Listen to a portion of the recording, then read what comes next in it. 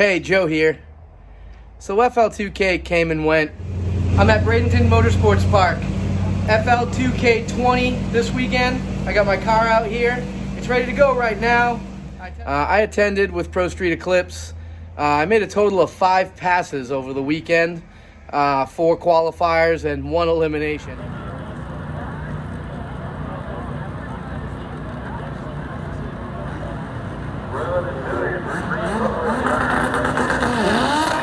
The car is still not quick enough to compete in any sport front-wheel drive or extreme front-wheel drive classes.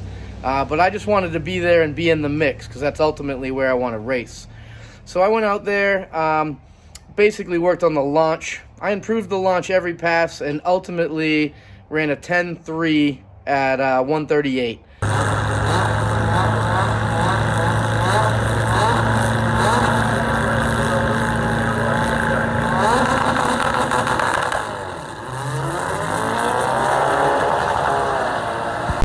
The 60-foot time on that pass was a 1.77. My eliminations pass, I bettered the 60-foot time with a 1.70. However, I blew an intercooler pipe shortly after that, and I just cruised the rest of the way down the track. It was a bit overwhelming to try to run the car with no testing again. I don't really like to do that. Back at the reunion, I did that, straight from the dyno to the track. I really need to get the car together with a setup that works well, that I can get out to the track and test multiple.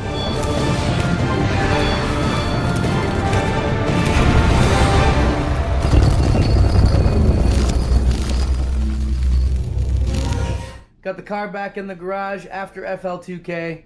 I was having some weird shifting issues. The car was flaring on the 1-2 shift, hitting the rev limiter, and then taking its time settling into second gear. It didn't work that good. I really didn't even notice until I was reviewing my logs.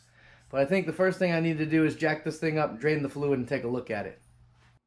After talking to a few people and sleeping on it, I put together that this billet servo cover from Volk must have been what was causing my issue. This was an early production piece from Volk and has since been redesigned slightly to give the clearance necessary for the servo to work properly. I wasn't sure if this issue could cause any damage to the transmission, but I decided I needed to pull it out to take a look.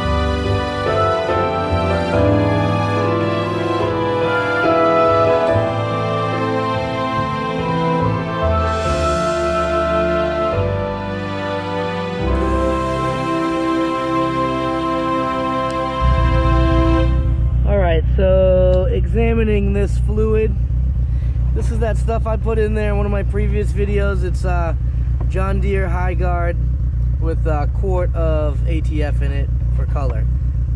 You can see that little bit of red color, but what's more concerning is all this swirl.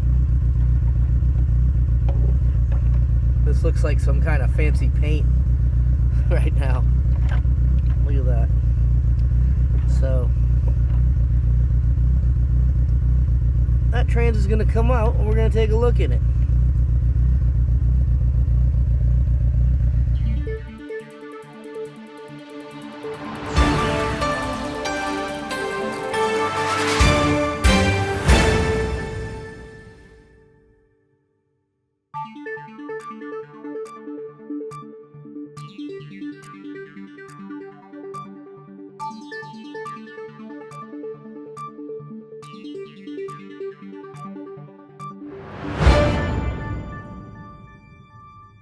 Alright, with the transmission out of the car, I got this tray here to stick it on and start taking it apart.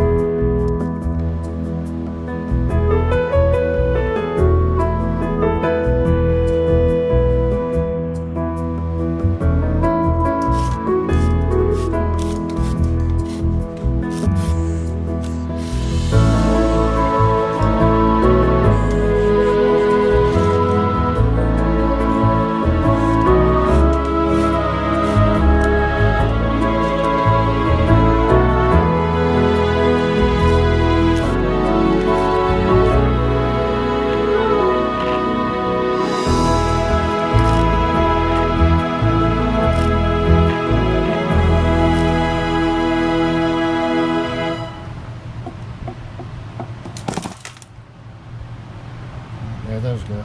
That's off. Kind of sticky. Oh yeah, I see. Alright, with this thing apart, I definitely need to make some phone calls and talk to some people about what I should be looking for in here, since taking this thing apart is new to me. So that's the next step.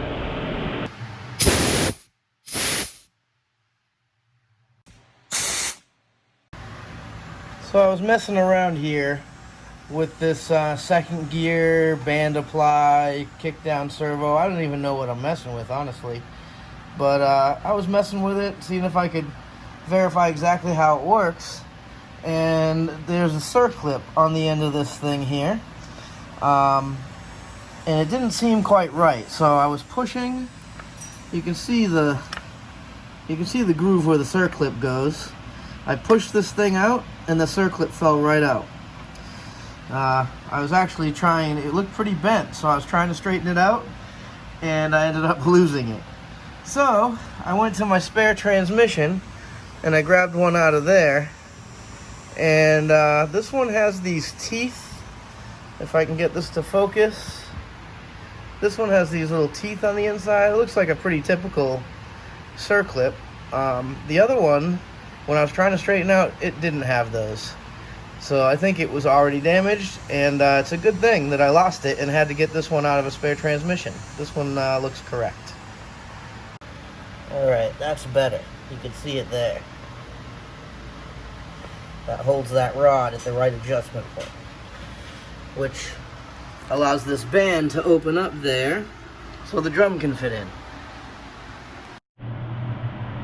While this thing's apart, I'm going to dig in a little deeper and pull out reverse and the planetaries just to make sure they look okay. Man, there's some crazy stuff going on in here.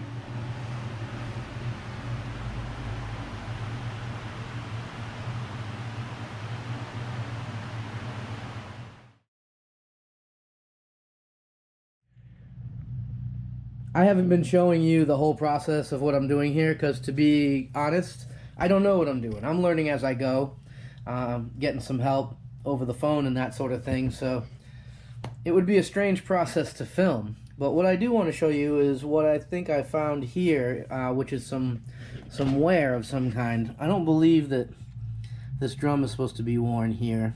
You can feel these grooves. I noticed there's like a step down into here. Even more, I'm not sure if that's supposed to be like that or not, but the surface that goes up against there is on the back side of the pump here. This snout goes down in the middle, and then down around the base of that, you can see there's something that looks like leftover gasket material or something there. After talking with some people on the phone, I guess there's supposed to be some kind of plastic or maybe nylon bushing that goes in there. So I'm going to pull apart one of my Parks transmissions and see if I have one in there. And I think I need to ask some people if that wear there is okay or not. I guess I can just look on the transmission I'm going to disassemble to get that bushing. Alright, so I disassembled my spare transmission and I did find this. This is the bushing. I don't know what it's made out of, but it was there. It looks similar to the material that's left over on my pump. I also took a quick look at the basket there, or drum, sorry, that was in the other transmission, and compared to this one right here, it looks real nice. So I can see here the difference. There's definitely damage on mine, so I'm going to go ahead and swap that out for this one. So this is that beat up drum. I pulled the Kigley 6 friction setup out of there and put it in this one, and I'm going to continue assembly. And there we are. We got the new drum. Everything's back in there. Just got to put a gasket on here and put a pump back in there. Alright, let's just tap this pump down in here.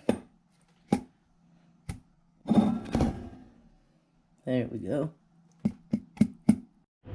And there she is, all buttoned up. Just needs the valve body. The valve body sitting right here. I did disassemble the valve body and cleaned it out with brake clean. I did not video that process because I don't want this to be some sort of instructional video. Like I said earlier, I am just learning. I'm doing this kind of on the fly, sending out some questions to some people when I have them. What I did with this was literally what I said. I disassembled it, I cleaned it, I put it back together. I took very good care to be sure that the bolts went back in the same place. There's some balls and springs inside here. I made sure those went back in the same place. I took pictures while I did it. I used them when I reassembled it. And I think it's right. So I guess we're going to find out.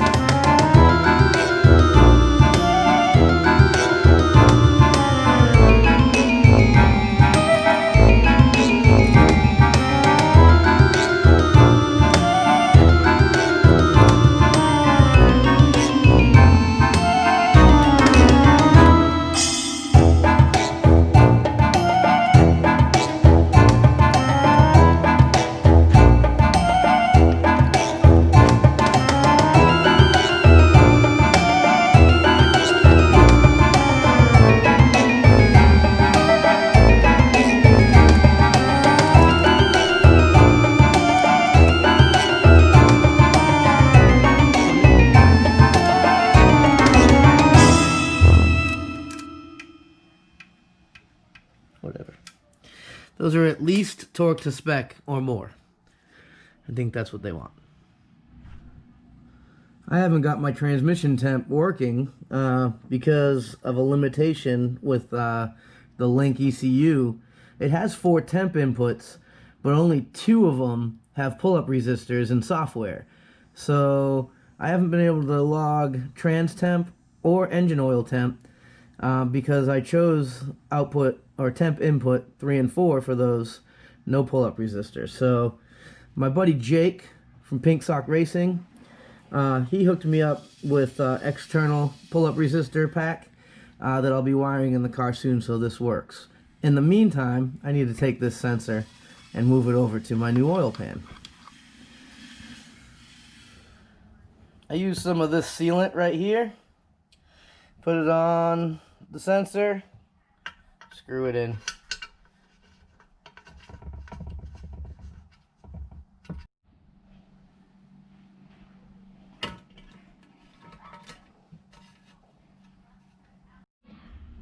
I started to bolt this pan on. I got the gasket ready and I was going to stick all the bolts in it. The gasket kind of hold them in there. But those bolts I had are not going to be long enough. So I had to do, like, one of my least favorite things is go to Ace Hardware to get bolts. My friends know that I'm an OEM bolt guy. They give me a hard time for sure. But I went and got these. They're pretty nice from Ace Hardware. And I thought they would be an odd size. It turns out they're 10 millimeter, so I'll use these.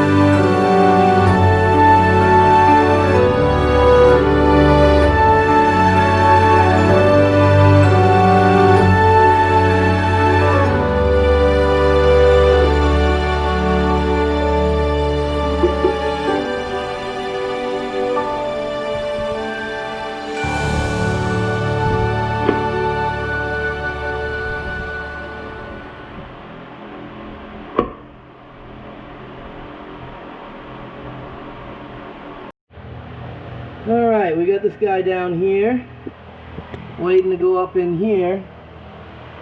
And we got this tool here, ready to make that happen. And just like that. Yeah, these things just need to get cleaned up with a wire wheel to get that old Loctite off of there. There'll be plenty more where that came from. Got those converter bolts all torqued down. 50 foot-pounds is what I do those at, if you're curious. While I was under here, I went ahead and threw this driver's side axle in too. Threw that lower ball joint back in. I gotta tighten that up. Put the wheel on over there, put the axle nut on, but I'm about to put this axle right here in on this side right now. And that Jeff Bush pan and that fancy new hardware looks nice.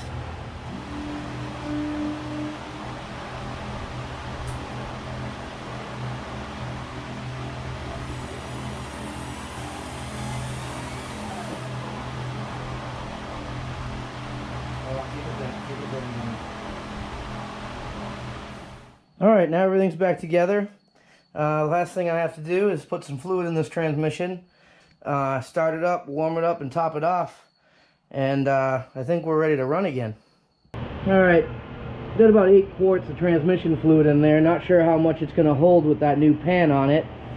I changed the engine oil. I think everything's buttoned up here. I'm going to go ahead and start it, warm it up, and top off those fluids.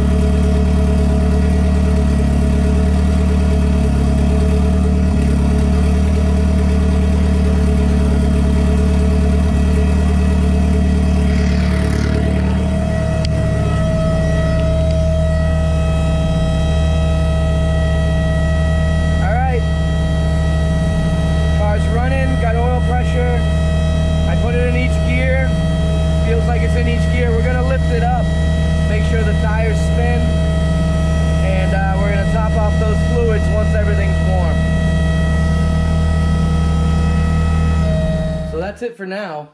Everything seems to run good. Transmission goes into every gear. I just need to throw like a half quart of regular ATF in there. I like to put that in there for some red color so I can see it on the dipstick. But it's reading on the dipstick now, so I'm going to run out and grab a quart of that, toss it in there, we'll be good. So in the meantime, make sure you're subscribed. Click the bell so you get the notifications when I release videos. Check me out on Instagram, check me out on Facebook, Joe Wrenches.